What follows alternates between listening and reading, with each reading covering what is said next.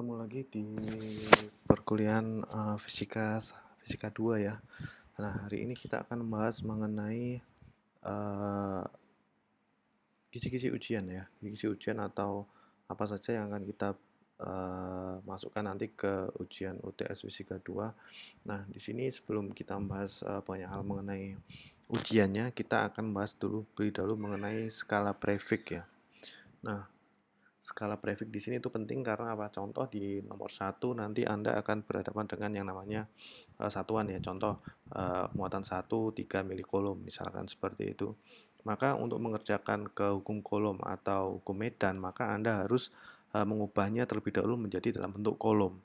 Jadi kita nggak apa uh, untuk mencegah itu invalid rumusnya, maka kita harus ubah terlebih dahulu menjadi satuan pokoknya ya. Ini contoh ya. Ini kan kita menggunakan yang namanya skala prefik. Jadi skala prefik itu contoh misalkan satuan pokoknya itu adalah kolom di sini ya, atau kita sebut itu kolom lah, kolom di sini. Maka uh, kolom itu sebenarnya bisa kita scaling ya, atau kita skala naik atau turun seperti itu. Contoh misal Anda mempunyai contoh kita akan asumsikan mempunyai angka katakanlah 0,001 kolom seperti ini kan. Nah, daripada Anda nulis 0,001 kolom kan lebih enak jika kita tulis menjadi seperti ini saja. 1 mili kolom. Nah, ini lebih simpel. Kita menggunakan scaling turun. Nah, ini namanya scaling ya. Jadi ini adalah namanya proses scaling. Jadi kita satuan pokoknya apa kolom, tapi kita karena mungkin kebanyakan koma di belakangnya, jadi kita pakainya mili kolom. Kita scaling turun ya, scaling turun supaya apa? Supaya ini lebih pendek penulisannya seperti itu. Nah, untuk satuan scaling turun itu ada mili, mikro, nano, dan piko. Mili lambangnya M dengan nilai besaran skalanya 10 pangkat minus 3. Jadi setiap ruas di sini ditambahkan 10 dikalikan 10 kali minus 3 semua ya. Jadi kalau mili itu adalah 10 minus 3, mikro 10 minus 6, nano 10 minus 9, dan kalau piko 10 pangkat minus 12. Ini satuannya P, N, mikro itu agak U kayak U di sini, dan M. Nah, di sini. Nah, ada juga scaling naik. Scaling naik itu misalkan ini ada kilo, mega, giga, tera. Misalkan kita punya nih contoh scaling naiknya ya. Misalkan saya mempunyai satuan pokoknya volt. Katakan saya ingin tulis nih 1000 volt. Nah, ini kan nolnya banyak, ya kan? Nolnya kan banyak. Daripada kebanyakan nol, saya tulis saja scalingnya naik menjadi kilo. Jadi 1 kilo volt. Nah, seperti ini lebih simple seperti itu ya. Ini lebih simpel daripada Anda harus nulis nolnya 3 gitu kan. Nah, ini kita sebut dengan scaling naik. Scaling naik ada kilo, mega, giga, dan tera. Jadi semuanya juga sama. Ini kelipatannya 10 pangkat 3 semua. Jadi kilo 10 pangkat 3, mega 10 pangkat 6, giga 10 pangkat 9, dan tera 10 pangkat minus 12. Ini juga udah ada saya kasih contoh, misalkan 5,3 mikrofarad itu sama dengan berapa sih? Ya, berapa farad kan berarti 5,3 kali 10 pangkat minus 6 kan mikro kan di sini ya. Mikro di sini berarti 10 pangkat minus 6 farad. Nah, seperti itu. Nah, itulah tujuan dari scaling prefix ya. Jadi nanti kalau misalnya ketemu satuan milikolom, nanokolom, misalkan di angka nomor 1, Anda harus ubah terlebih dahulu menjadi kolom supaya tidak valid pada saat kita ngitung pakai rumus hukum kolomnya seperti itu. Begitu pula dengan pada saat nanti ketemu rangkaian resistor ya, ada kilo ohm, ohm dan kilo ohm, jadi baiknya jadikan satuannya itu ohm semua terlebih dahulu. Itu lebih aman gitu ya. Itu lebih aman dan untuk menghindari kesalahan hitung seperti itu. Nah, ini adalah skala prefix satuan Indonesia atau skala prefix SI. Nah, ini tujuannya. Jadi salah satu tujuannya adalah untuk menyingkat ya penulisan angka. Jadi bisa contoh 1000 volt menjadi 1 kilovolt, itu lebih simpel daripada kita harus ngomong 0,001 kolom gitu kan, nggak enak juga kan. 0,001 kolom. Nah, kita bisa singkat menjadi 1 milikolom dengan scaling turun. Nah, seperti itu. Nah, saya harap ini Anda jelas di sini, jadi jangan sampai ada salah cara menghitung scalingnya atau skala prefixnya seperti ini. Nah, sekarang kita akan lanjutkan di sini. Oke. Nah, soal nomor 1 ya. Soal nomor 1. Nah, ini adalah contoh soal hukum kolom ya. Hukum kolom di sini. Di sini hukum kolom soalnya seperti ini. Misalkan ada 4 partikel ya di posisi tertentu di mana besar-besar muatannya adalah ini ya. Q1 2 milikolom, Q2 5 milikolom, Q3 6 milikolom, Q4 8 milikolom. Di mana koordinat posisi masing-masing muatan itu R1 3I plus 6J, M itu maksudnya meter, R2 sama dengan minus 2I minus 7J meter, R3 itu 9I plus 9J meter, R4 itu 3I plus 7J meter. Nah, itu ada yang namanya titik P, ya, titik P atau kita sebut dengan titik pengamatan. P berada di posisi RP-nya 8I plus 7J meter. Nah, disuruh menentukan skema posisi dengan menggambar, kemudian potensial total di titik P. Nah, sekarang kita akan bahas ini terlebih dahulu. Yang pertama adalah Q1. Di sini kan posisinya dalam bentuk vektor ya. 3I plus 6J. Nah, ini kita bisa ubah menjadi koordinat. Misalkan Q1 2 milikolom. Posisinya di mana nih? Kalau kita ngomong posisi berarti kan ada kartesian kan, sumbu X, sumbu Y-nya di mana. Nah, kalau di sini sumbu X-nya berarti ini 3, sumbu Y-nya adalah 6. Berarti Q1 itu muatan sebesar 2 milikolom, posisinya ada di sumbu 3,6 atau di titik koordinat 3,6 ya. Kemudian R2 berarti di sini berapa? X-nya minus 2. Kemudian Y-nya 7 ya kan. Berarti di sini Q2 5 milikolom berada di koordinat ya. Di koordinatnya berada di minus 2, minus 7. Nah, di sini. Nah, ini dan seterusnya nanti. Nah, di sini ini untuk Q3, Q4 saya rasa Anda sudah paham ya cara menentukan titik koordinatnya. Kemudian di sini ada RP. RP ini ada titik pengamatan P di sini ya. Posisinya di 8I,7 jm atau 8I,7 J meter. Maka posisi titik P-nya ini sebenarnya ada di titik 8,7 di sini ya. 8,7. Oke. Sekarang kita bisa tentukan nih. Nah, ini ya. Jadi kita tulis di sini. Berarti Q1 yaitu 2 milikolom berada di 3,6. Di sini 3,6 ya. Q1 3,6. Kemudian Q2 di minus 2, minus 7 berarti di sini di kuadran keempat ya. 3 di sini. Kemudian Q3 di 6 milikolom di 9,9, Q3 berarti di sini. Oke. Kemudian Q4 di sini ada 3,7. Oke, di sini 3,7. Titik pengamatannya sendiri titik P itu ada di 8,7. Nah, di sini ini adalah gambarnya. Dan Anda harus menggambar gambar seperti ini. Oke. Gambar seperti ini. Nah, kemudian selanjutnya ini saya rasa ini mudah ya. Mudah. Kemudian selanjutnya kita akan mencari potensial total ya. Jadi terhadap titik P. Jadi titik P ini ya. Titik P ini ceritanya itu dipengaruhi oleh 4 muatan Q1, Q2, Q3 dan Q4. Maka di sini yang pertama kali harus Anda lakukan adalah ini kan Anda sudah ya, Anda sudah tentukan di awal tadi. Kemudian di sini kita akan menentukan rumus jaraknya. Nah, rumus jarak ini penting. Kenapa? Karena pada saat kita ingin menentukan titik P, menghitung jarak dari titik muatan, misalkan muatan 1 ke titik P, 2 ke titik P itu adalah harus kita hitung terlebih dahulu. Nah, di sini. Nah, di sini rumus jaraknya adalah R sama dengan akar XP dikurangi XI kuadrat plus YP kurangi YI. XP itu maksudnya X pengamatan ya. Jadi pengamatannya kan ada di P ya, 8,7. Maka pasti ini nanti isinya 8 dan YP-nya ini adalah pasti ini 7 ya. Ya. Nah, pasti 7 di sini. Nah, ini spesies 7. Jadi 8,7. Jadi XI itu tergantung ya. Nanti inci misalkan Q1 di sini kan 3,6.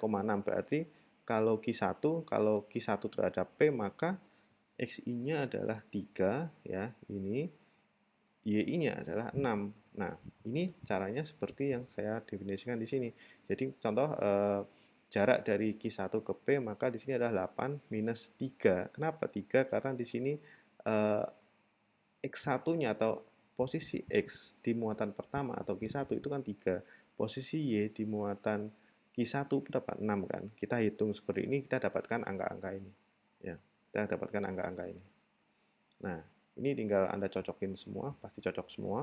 Nah, kemudian setelah kita dapatkan, kemudian kita hitung kontribusi atau pengaruh tiap-tiap muatan itu terhadap titik P itu berapa. Ya, maka di sini ada 9 kali 10 pangkat 9, ini adalah konstanta dari kolom ya, kolom konstan. Maka V1 itu sama dengan K kali berapa besar muatannya di sini. Ingat, di sini adalah 2 kali 10 pangkat minus 3. Nah, di sini ya, Q1. Ini kan Q1, berarti V1 itu miliknya Q1, V2 itu Q2, V3 Q3, dan V4 itu adalah Q4.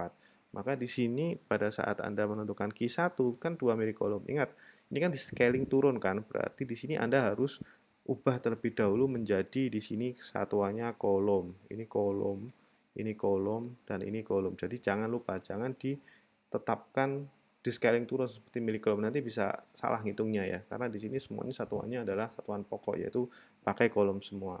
Nah, di sini ini satuannya adalah meter ya. Tadi ini meter, ini kan jarak, ini meter.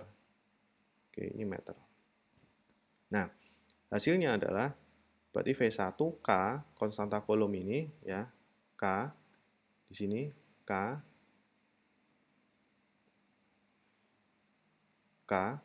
kali muatannya berapa, Q1, 2 mili kolom, 2 kali 10 minus 3 dibagi jaraknya berapa ya. Jadi Q ke P kan 5,1, kita masukkan ke sini, kemudian kita hitung hasilnya adalah 3,53 kali 10 pangkat 6. Nah, ini kita hitung semua dari V1 sampai V4, kemudian kita dapatkan potensial total tiap-tiap muatan ke titik P. Jadi nanti V1, V2, V3, dan V4 kita jumlah semua, maka kita dapatkan yang namanya V total atau potensial total yang dipengaruhi oleh 4 muatan, yaitu Q1, Q2, Q3, dan Q4 di situ. Nah, ini sudah selesai untuk yang pertama. Kemudian yang selanjutnya adalah mengenai resistor. Nah, resistor ini harap hati-hati karena nanti ada soal di mana ada beberapa resistor dan di situ Anda harus menghitung nilai yang validnya berapa. Nah, di situ ya. Nah, ini contoh ya, ini sudah didefinisikan di pertemuan sebelumnya bahwa untuk menghitungnya seperti ini.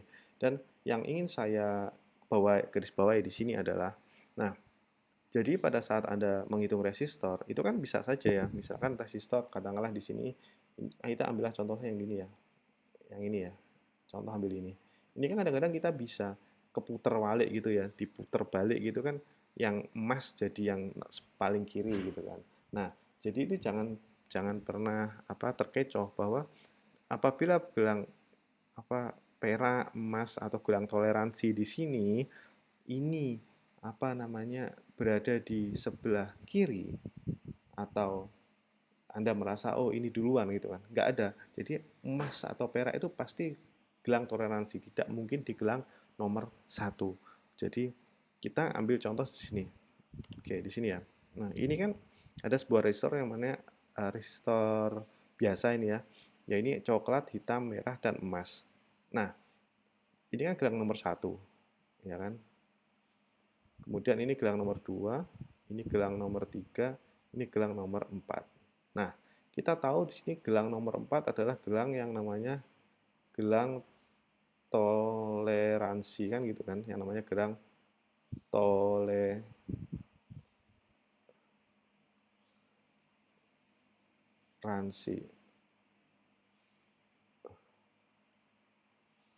Nah, di sini kan, ini gelang toleransi. Nah, gelang toleransi itu masih nomor 4, ya kan? Kalau kita hitung secara secara langsung dengan menggunakan rumus kan, coklat kan 1, ya kan? Black atau hitam itu 0 kan? Merah kan 2, berarti pengalinya kan, berarti 10 pangkat 2 kan, berarti totalnya adalah 1000 ohm atau 1 kilo ohm. Nah, toleransinya ini kan gelang nomor 4. Nah, sekarang coba deh, misalkan ini saya balik gitu kan, dibalik kayak gini, jadi posisinya kayak yang menjadi seperti di bawah ini gitu kan. Nah, berarti gelang nomor satunya terlihat seperti emas yang nomor 1. Kenapa? Anda merasa itu yang paling kiri, misal contoh seperti itu. Nah, kalau kita hitung di sini, hasilnya berapa? Tetap 1 kilo ohm kan? Nah, kenapa? Karena gelang emas itu tidak mungkin dia berarti gelang yang nomor satu, karena itu adalah gelang toleransi. Jadi di sini jangan sampai Anda salah, ya kan? Jangan sampai Anda salah, karena kadang-kadang kita terkecoh di situ, ya kan? Karena pada saat kita ketemu resistor itu kita tidak bisa memposisikan resistor itu gelang nomor satu di sebelah kiri gitu kan, kita nggak bisa, kadang kan acak banget gitu kan posisinya gitu kan. Nah, di situ kadang-kadang lihat, oh yang emas itu yang sebelah kiri gitu kan, harusnya dihitung 0,1 kali itu, yang nggak bisa gitu kan, karena gelang emas itu pasti gelang nomor 4, jadi jangan salah paham di sini, jadi jangan sampai terkecoh di sini. Nah, ini yang harus Anda perhatikan. Jadi misalkan pun kebalik kayak gini, ya toleransinya berapa ya, resistansinya tetap ya 1 kilo ohm ya, tidak berkurang kan, ini cuman di rotate saja, diputar aja gitu. Tapi tetap kan apa namanya, gelangnya itu mempunyai toleransi sebesar mempunyai resistansi sebesar 1 kilo ohm sama. Nah, seperti itu. Nah, itu harap diperhatikan. Nah, ini ada soal hukum nomor 2 ya, yaitu hukum ohm di sini. Nah, di sini dianggap nilai resistor R1 sampai R7-nya itu ada 100 ohm semua, ya kan. Kemudian yang ditanyakan Anda diminta untuk menentukan besar total hambatan pengganti dari rangkaian resistor. Jadi di sini Anda diminta untuk mencari R ekuivalen dari rangkaian resistor ini. Kemudian yang kedua adalah arus total yang mengalir pada gambar 1 jika tegangannya V adalah 9 volt. Nah, di sini harap Anda jeli di sini. Nah, kita cara ngerjainnya adalah seperti ini ya. Jadi kita lihat dulu posisinya di sini. Nah, ini adalah posisi sumber tegangannya. Nah, berarti arus kan mengalir dari sini. Dari sini kan. Kemudian dia masuk lagi balik lagi ke sini. Nah, berarti di sini titik awalnya adalah di sini. Ya, di titik ini. Kita sebut di sini adalah titik X. Ya. Nah, di sini kemudian berakhir di titik Y di sini. Nah, berarti kan rangkaiannya sebenarnya seperti ini ya. Ini berarti ini di paralel, ini paralel. Kemudian ini RP ya, RP. Kemudian antara R3, RP dan R6 ini kita sebut dengan RS atau rangkaian seri RS ya. RS di sini, sorry. RS ya. Kemudian di sini ada yang namanya RP lagi ya. RP yang kedua atau resistor paralel yang kedua, yaitu kita sebut dengan ini tadi RP1, ini jadi RP2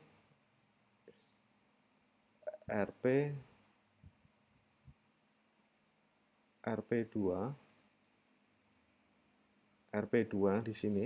Nah, RP2 nanti kita serikan dengan R3 dan R7. Jadi cara kerjanya kayak gitu. Nah, untuk lebih jelasnya kita langsung saja di sini. Nah, karena tadi kita mulai dari sini ya, ini ada titik X, ini ada titik Y. Oke, Y-nya di sini. Oke. Nah, di sini kita kan tadi saya ngomong bahwa kita selesaikan dulu yang paling luar. Di sini kan bentuknya apa? Paralel kan? Paralel, ya, paralel. Resistor paralel, maka R2 dan R5.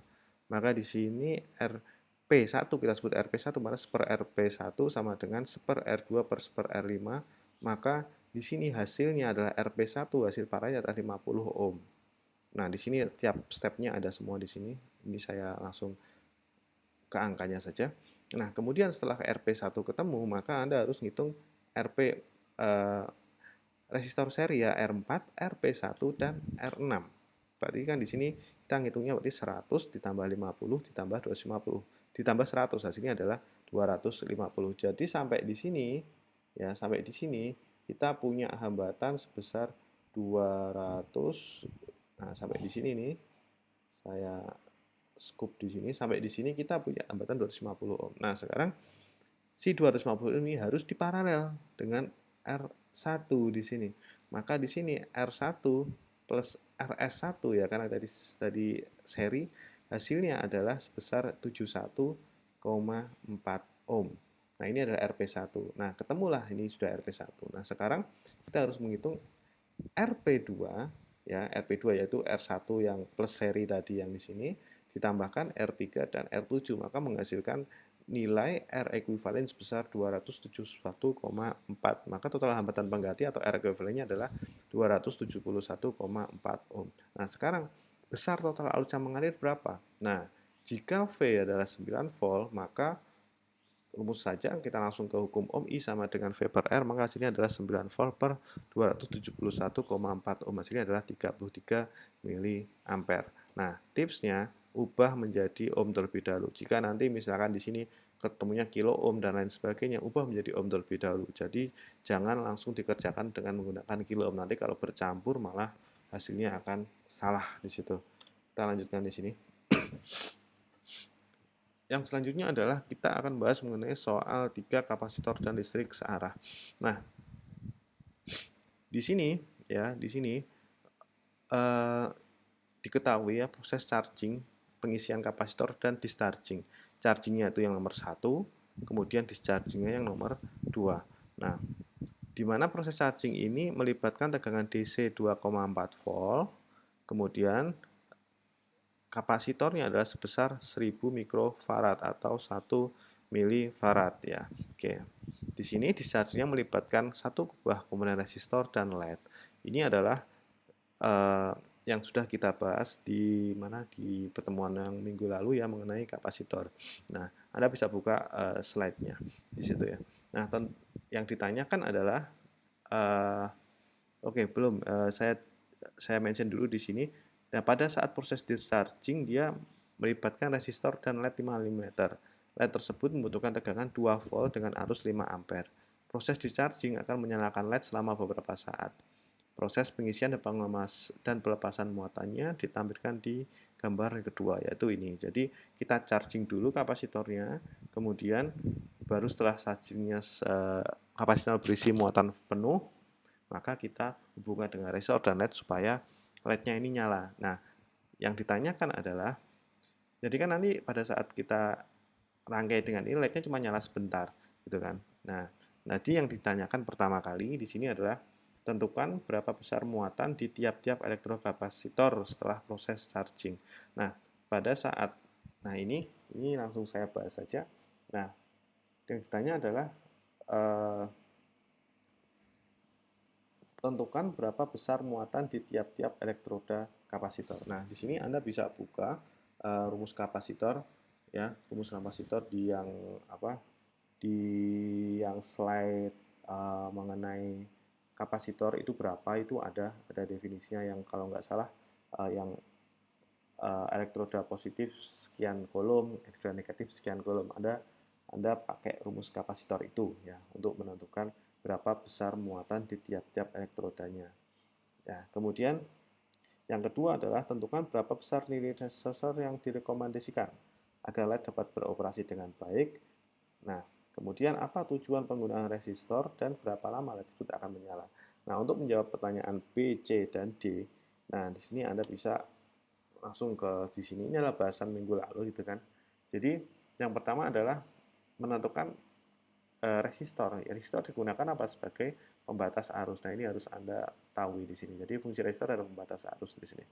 Nah, di sini pada saat V awalnya berapa? 2,4 kan. Kemudian V LED-nya 2 kan di sini. Kemudian arus LED itu 5 ampere. Ya kan 5 ampere di sini.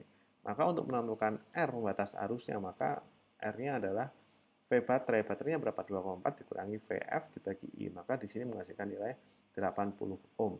Ya kan? Jadi nilai resistor yang proper itu adalah 80 ohm. Nah, kemudian untuk menentukan konstanta RC ya, kita untuk mencari dulu delay-nya seberapa. Di sini konstanta tahunnya, maka kita hitung bisa tahu sama dengan R kali C. Maka R-nya di sini adalah, karena kita pakai di sini 80, kita bulatkan 100, Anda boleh, tapi lebih baik Anda langsung tulis 80 ohm saja ya. Nanti kalau misalkan di sini kan Anda nggak tahu juga nilai pasarannya ada apa gitu kan. Jadi misalkan kalau ketemu R-nya di sini 80, Anda tulis 80 aja di sini, nggak masalah. Ya, 80 ohm ya. 80 ohm kemudian Anda hitung di sini. Jadi jangan Anda bulatkan seperti ini. Ini kan ini kemarin contoh karena di pasaran itu nggak ada 80 ohm kan. Tapi karena ini untuk UTS, daripada Anda bingung Kalau misalkan ketemunya di 13 ohm, nanti pakainya apa? 15 ohm kah? Atau daripada Anda bingung, Anda langsung R-nya ubah aja langsung dari nilai yang ada di sini gitu kan. Langsung ubah 80 ohm saja nggak masalah. Maka ketemu taunya kan. Nah, sehingga di sini pada saat ketemu tau kita hitung secara seperti ini, ya kan? Maka di sini kita menghasilkan nilai yaitu T sama dengan 0,0182 detik. Nah, kalau Anda pakai kalkulator saintifik ya, nah ingat saya tekankan Anda harus tahu cara ngitung logaritma natural. LN itu ada di kalkulator saintifik. Jadi jangan pakai kalkulator yang biasa untuk kalkulator yang hitung plus minus jumlah plus minus kali bagi itu ya. Tapi pakai kalkulator saintifik karena ada logaritma natural. Jadi cara menghitung logaritma natural bagaimana pakai kalkulator Anda. Jadi jangan sampai Anda tidak bisa menghitung ini karena ada logaritma natural atau ln-nya di sini. Nah, jadi di sini LED-nya menyalanya sekian detik. Nah, di situ. Nah, ini adalah salah satu ini contoh soal yang 3. Nah, sekarang contoh soal yang keempat. Nah, yang keempat ini adalah contoh di sini ya. Jadi diketahui rangkaian resistor dengan tegangan DC berikut ini ya, di mana nilainya tuh R2 100 ohm, R4 100 ohm, dan R3 10 ohm di sini. Yang ditanya adalah berapa nilai resistor total ekuivalen untuk rangkaian resistor pada gambar 3. Jadi, Anda harus hitung ini terlebih dahulu, ini resistor total penggantinya berapa. Kemudian setelah ini Anda hitung menggunakan yang B ya, berarti arus total berarti I sama dengan V per R. Nah, di sini I sama dengan V per R. Oke, I sama dengan V per R. Kemudian untuk besar tegangannya pakai hukum KVL ya. Dan ini berapa arus di R2 dan R4 pakai yang nanti KCL. Oke, saya rasa untuk yang A tidak akan ada masalah. Kita langsung bahas saja di sini. Jadi di sini ada R2 dan R4 kita paralel. Maka hasilnya berapa? 50 kan? Nah, itu kan sama seperti yang contoh yang tadi di awal. Kemudian di sini RS, di sini R3 kan berarti 10. Berarti 10 ditambah 50 karena di seri. Jadi total R ekuivalennya adalah 60 ohm. Nah, untuk mencari arusnya, maka simbol saja pakai hukum ohm. Jadi I sama dengan V per R, berarti kan VS-nya adalah 9 volt. Maka di sini cukup 9 dibagi 60 ohm. Hasilnya adalah 0,15 ampere. Nah, ini adalah arus total ya, arus total. Arus totalnya di sini. Di sini adalah arus totalnya. Sorry. Oke, arus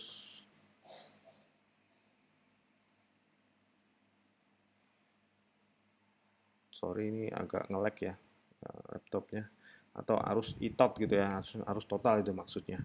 Oke, karena ada nge-lag ini ngerekam video plus pakai Wacom di sini agak nge-lag juga dia ini. Oke. Ya, apalah maksudnya, I totalnya adalah 0,15 ampere di situ. Nah, untuk mencari tegangan di R2, R3 dan R4 ya, R2, R3 dan R4. Nah, mungkin tadi ada yang harus dikoreksi bentar ya. Nah, oke. Nah, ini ya soalnya ya. Nah, saya koreksi di sini. Ini kan R3, R4, R5 kan. R3, R4, R5 di sini. Ini ya kan? Nah, ini tolong besok pada saat UTS ya, maksudnya adalah R2, R3 dan R4. R5-nya kan enggak ada nih. Ini harusnya R2 gitu kan. Ini cuman salah tipe ya, salah ketik. Jadi ini maksudnya nggak usah bingung, R5 kok nggak ada gitu kan. Itu maksudnya adalah R2. Seperti itu. Oke, saya lanjutin di sini. Nah, sekarang kita lanjutkan. Nah, sekarang kita akan cari besar tegangan R2 dan R3. Nah, sekarang gini. Nah, kita tahu bahwa pada rangkaian loop tertutup di sini, yang paling penting sebenarnya arus total. Karena pada saat kita tahu arus total itu kita sebenarnya kita bisa menganalisis semuanya dengan mudah. Contoh ya di sini, kita kan sudah tahu arus totalnya berapa di loop ini. Jadi kalau kita ngomong KCL atau KVL, maka arus total ya, arus total di tiap titik di sini, di sini, di sini itu kan sama ya, yaitu di 0,15 ohm ya. Karena pada rangkaian seri itu I total itu akan sama di setiap titiknya, seperti itu. Nah, sekarang yang jadi pertanyaan adalah besar tegangan di R2, R3 dan R4 berapa? Nah, contoh maksudnya tegangan di R3 R2, R4 itu bagaimana sih? Misalkan jika ini rangkaiannya ini kita bikin rangkaian kayak gini ya, rangkaian ini aktif gitu ya. Rangkaian ini aktif.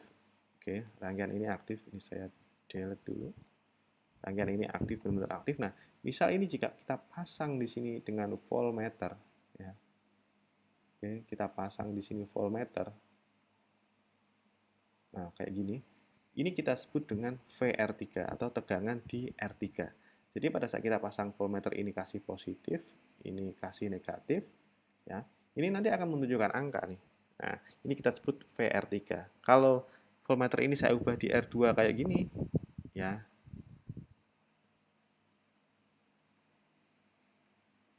Contohnya di sini ya.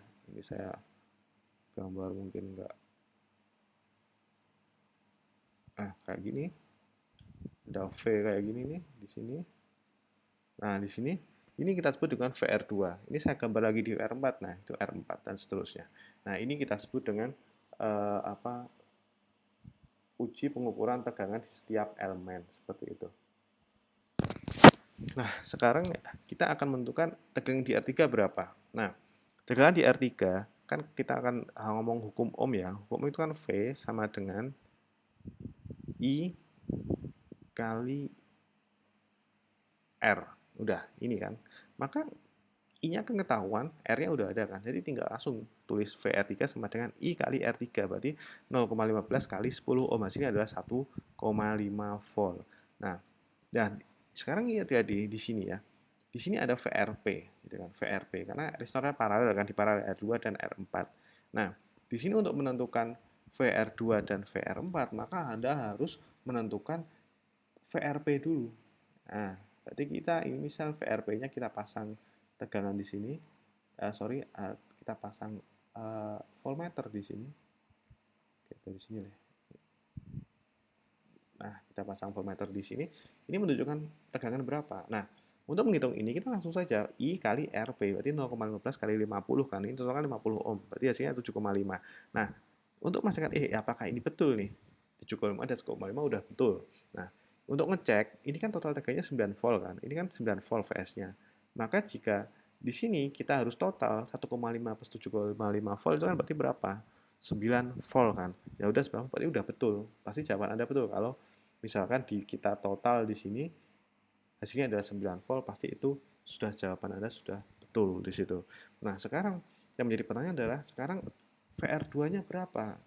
VR4-nya berapa? Nah, di sini menunjukkan kok sama 7,5. Bagaimana bisa? Nah, di sini kan menunjukkan 7,5 volt. Nah, ingat bahwa tegangan di percabangan ini dan ini itu pasti akan sama. Kalau di sini itu 7,5, maka di sini juga 7,5. Pada saat tegangan di percabangan sama. Ya, yang berbeda apa? Arusnya berbeda. Tapi kalau tegangannya di percabangannya pasti sama. Misalkan di 7,5 ya di percabangan pasti 7,5, tidak akan berbeda di situ. Nah, kita lanjutkan. Nah, sekarang kita beda kasus lagi nih. Nah, sekarang yang ditanyakan ada R2 dan R4, arus di R2 dan R4. Nah, R2 dan R4 di sini ini berapa? Nah, sekarang kita lihat di sini ya. I totalnya kan kita udah tahu ini adalah 0,15, di mana di titik ini ya, ini pasti sama 0,15, ini juga 0,15. Nah, sekarang yang jadi pertanyaan adalah arus di R2 dan R4 bagaimana? Nah, untuk menyelesaikan ini kita mesti perlu menggunakan rumus yang mana rumus membagi arus ya. Berarti rumusnya adalah IR2, untuk mencari R2 adalah R4 dibagi R2 plus R4 kali I total. Maka hasilnya 0,075. IR4 adalah R2 per R2 plus R4 kali I total.